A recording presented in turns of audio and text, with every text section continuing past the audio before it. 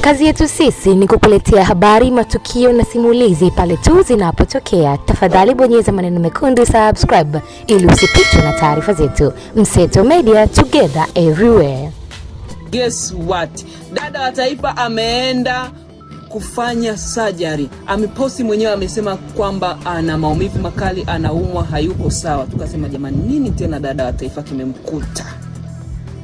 Kanaumwa nini? Roho ikawa inaenda mbio.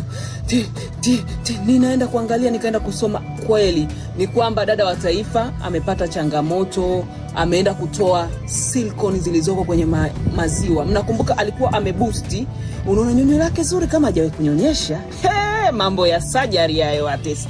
Nikasema Mange Kimambi kumbe alikuwa ameweka ni silicone ndani.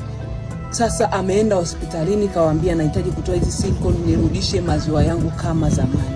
Sijui kimempata nini jamani, hizi surgery zitakuja kutuua kabla ya siku zetu nyie.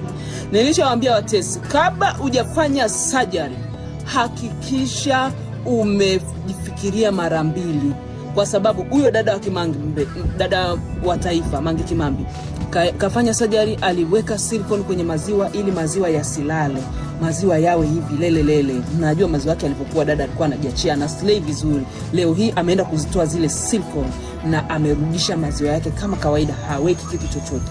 Kwa hiyo yuko kwenye maumivu makali, lakini mimi nampongeza kwa kurudisha maziwa yake. Jamani, hivi vitu vitakuja kutuua vikabaki huko ndani jamani. Watesi, vitakuja kutuua. Unapotaka kufanya surgery hakikisha kwamba unajifikiria mara mbili. Kuna watu kuna mastaa wakubwa tu wameenda kuweka surgery za kwenye makalio, wameka masilicone kwenye makalio. Yaani kwenye makalio na maanisha sio anaivaa kwa nje, anachanwa, anavalishwa hiyo silicone, anarudishwa ngozi yake ya juu, ya nyama ya juu. Kwa hiyo ukimuona unamuona shape makalio, kiuno nyegu, kumbe ndani kuna silicone. Kwa hiyo Watesi, ndio kwa wale ambao mlikuwa hamjui Mange anaumwa nini, maana alizua taharuki kidogo. Kuna watu wanasikia tu anaumwa, hajui anaumwa nini, hajui anapata wapi habari, na vile account sasa hivi haieleweki ni account yake ipi original, ipi fake, ipi original. Kwa hiyo ndo hivyo, Mange Kimambi yuko hospitalini, sio anaumwa magonjwa sijui labda amelazwa, anaumwa figo, anaumwa nini sijui nini, hapana, si malaria. Anaumwa kwa sababu yuko kwenye harakati za kutoa silicone alizokuwa ameweka kwenye maziwa, arudishe maziwa yake baki kama zamani.